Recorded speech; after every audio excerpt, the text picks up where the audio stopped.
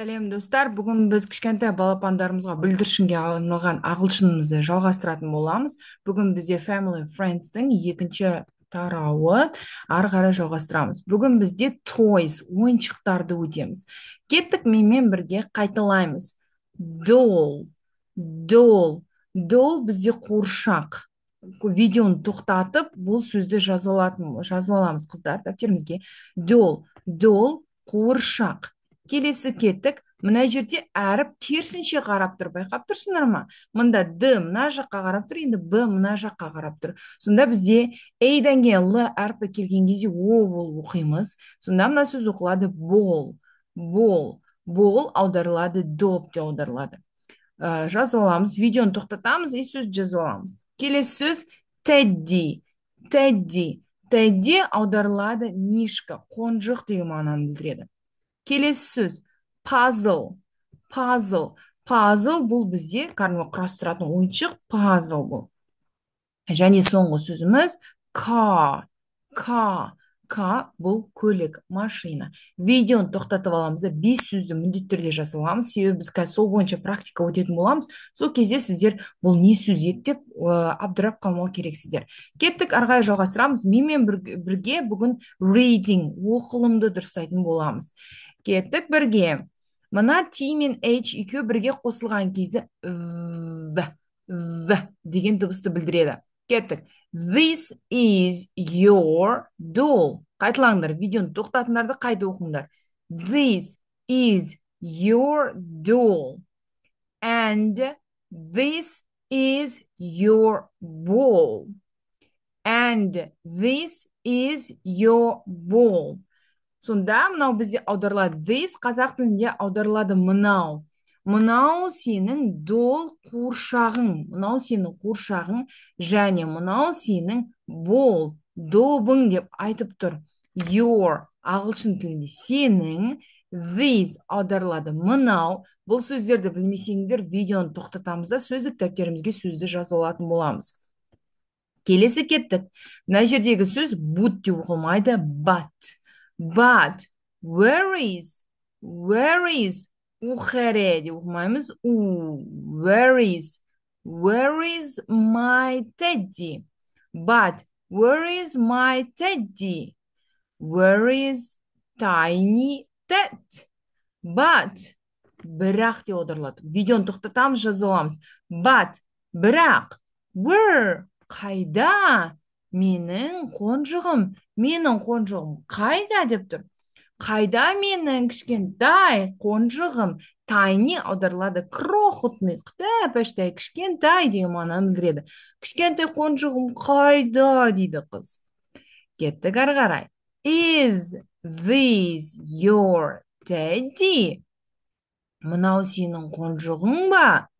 Is this your teddy? Мынау сенің қонжығың ба? Қыз айтады.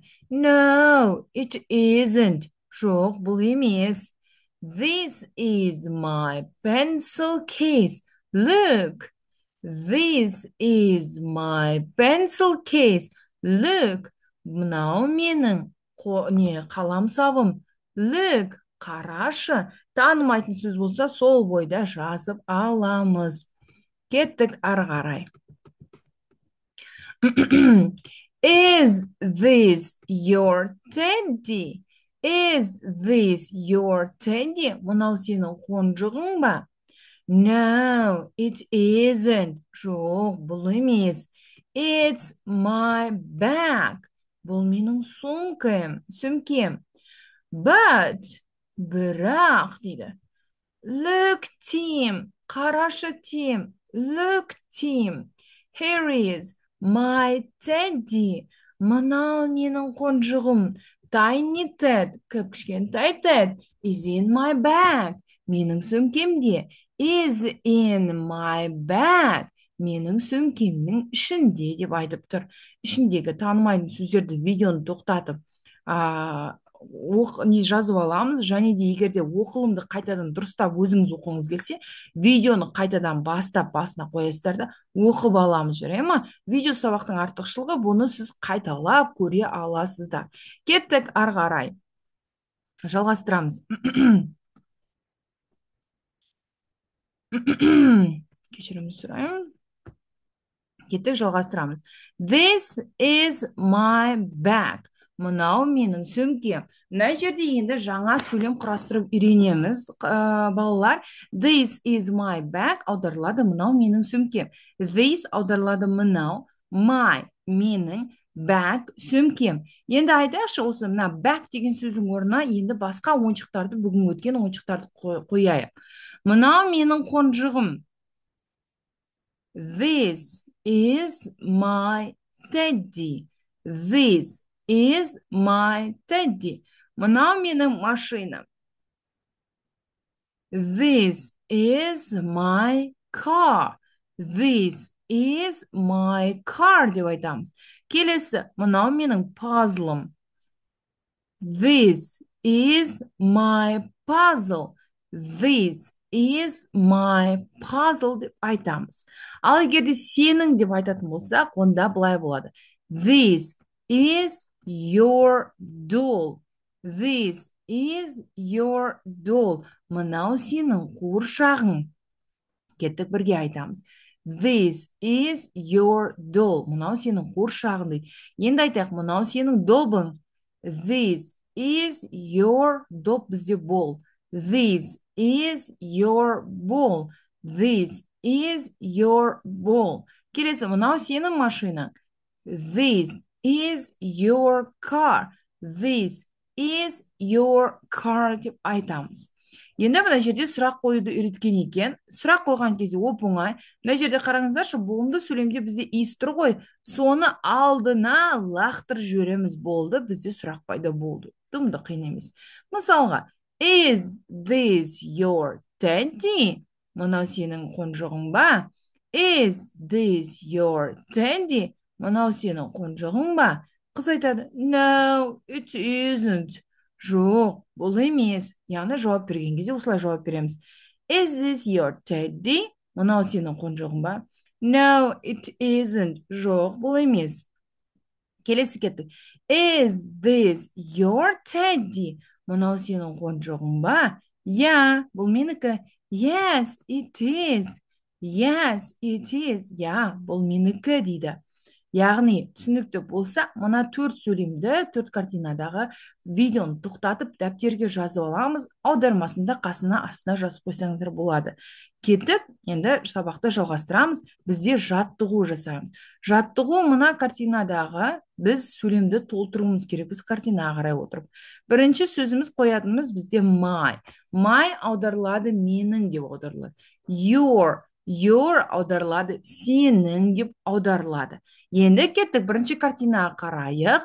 Мында қыз айтып жатыр, мынау сенің добың деп оған беріп жатыр, иә? Сонда болады бізде this is your ball. This is your ball. Мынау сенің добың. Енді мына балаға қарайық, бұл артындағы сөмкесіне өзінікі екенін көрсетіп айтып жатыр, яғни мынау менің сөмкем. Сонда болады this is менің қалай болады? My. Сонда мына жерге my деп қоямыз. This is my bag. Мынау менің сөмкем деп тұр. Енді мына суретке қарайық, мамасы баласына беріп жатыр, машинаны айтып жатыр. Мынау сенің машинаң деп айтып жатыр. Енді кеттік, сенің бізде ағылшынша болды your. Давай кеттік, бірге айтамыз. This is your car. Your деген сөзді жазамыз. Дәптерге жазып отырыңдар мына жаттығуды, үйде осыған ұқсастырып не істейсіңдер, сөйлем құрастырасыңдар өздерің. This is your car. Мынау сенің машинаң деп айтып тұр. Енді төртінші суретке қарайық, онда бала картинаны өзінің қолына ұстап тұр да айтады. Мынау менің пазлым деп айтып тұр. Сонда бізде болады this is my, да, менің. My puzzle. Мынау менің пазлым деп айтып тұр.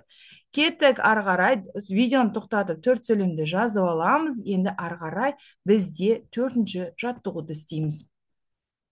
Бұнда біз yes, it is, я, бұл менікі, немесе сенікі, да? Я деген мағынаны білдіреді. No, it isn't, жоқ, бұл емес деген сияқты нені жауаптың мағынасын білдіреді. Енді мына үш картинадағы үш сұраққа біз yes, it is, немесе No, it isn't деп жауап беруіміз керекпіз. Кеттік, бірге оқиық. Is this your teddy? Мынау сенің қонжығың ба деп бала қыздан сұрапты. Біз айтамыз, мына көрсің бе, басын өйстіп шайқап жатыр да, значит жоқ деген сөз. Мына біз айтамыз, no, it isn't. Жоқ, бұл біздікі емес. Кеттік ары қарай. Is this your teddy? Мынау сенің қонжығың ба дейді. Қыз қуанып деп тұр, значит, бұл оныкі екен, иә, оның қонжығы. Сонда біз айтамыз я деп. Я ағылшынша болады. Yes, it is. Я, бұл менікі деп айтамыз. Yes, it is. Я, бұл менікі. Кеттік үшіншісі. Is this your teddy? Мынау сенің қонжығың ба? Қарашы, мына жерде қыз жоқ дегенде, яғни келіспей тұр онымен, жоқ екенін білдіріп тұр. Онда жоқ деген ағылшын тілінде болады. No, it isn't. Жоқ, бұл менікі емес деген мағынаны білдіреді. No, it isn't. Жоқ, бұл менікі емес деген. Бүгінгі сабақ осымен бітті. Бүгін өткен бүкіл жаңа сөздермен, жаңа нелер, тақырыптарды дәптерлеріңе міндетті түрде жазып алыңдар. Жазбай сіздерде білім ешқашанда миыңызда қалмайды. Егер де менің видеом сіздерге пайдалы болса, лайк басып, әрдайым астына не ұнады, не үшін сіздер менің видеомды қарайсыздар, пікірлеріңізді жазып кетсеңіздер. Бұл менің сіздерге берген біліміме баға деп есептеймін. Thank you very much. Goodbye.